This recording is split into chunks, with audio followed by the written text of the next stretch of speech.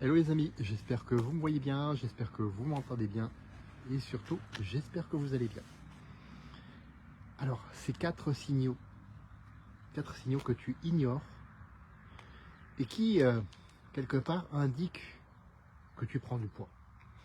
D'abord il y a les vêtements dans lesquels tu rentres plus, les vêtements qui t'allaient avant et qui maintenant provoquent cette gêne, cette chemise qui ne se ferme plus, cette ceinture dans laquelle tu dois faire des trous supplémentaires, ou pardon, dans laquelle tu dois resserrer plutôt les trous. Si tu fais des trous supplémentaires, c'est plutôt bon signe en fait.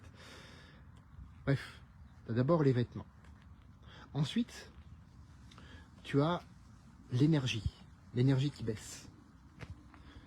Tu veux jouer avec tes enfants ou tes petits-enfants, ça dépend quel âge tu as, si tu as la chance d'avoir des enfants. Et d'un coup, tu sens que tu ne suis plus. D'un coup, tu sens que quand ils courent, tu n'arrives plus à les rattraper.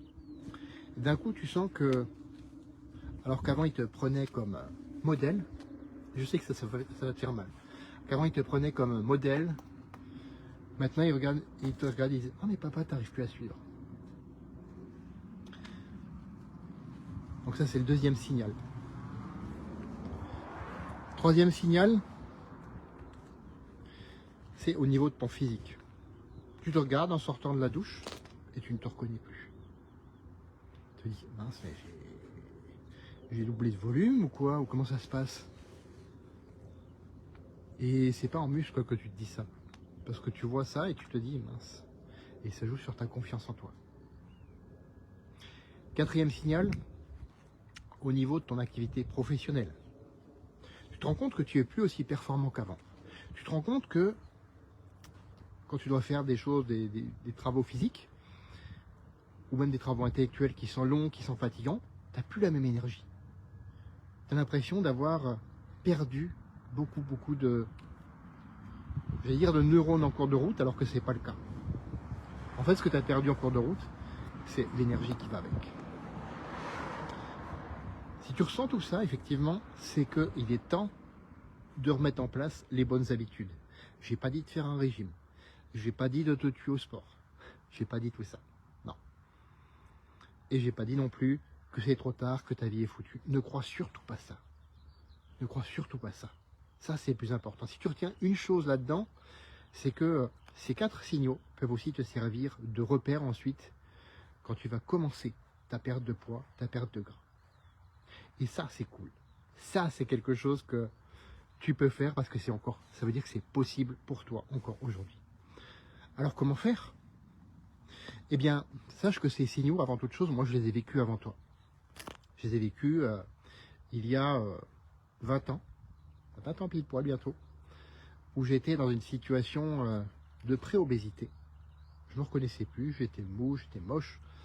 Je me disais non mais c'est pas possible, c'est plus moi ça. Et puis j'ai décidé de changer, petit à petit, d'implémenter de nouvelles habitudes, en y allant une à la fois.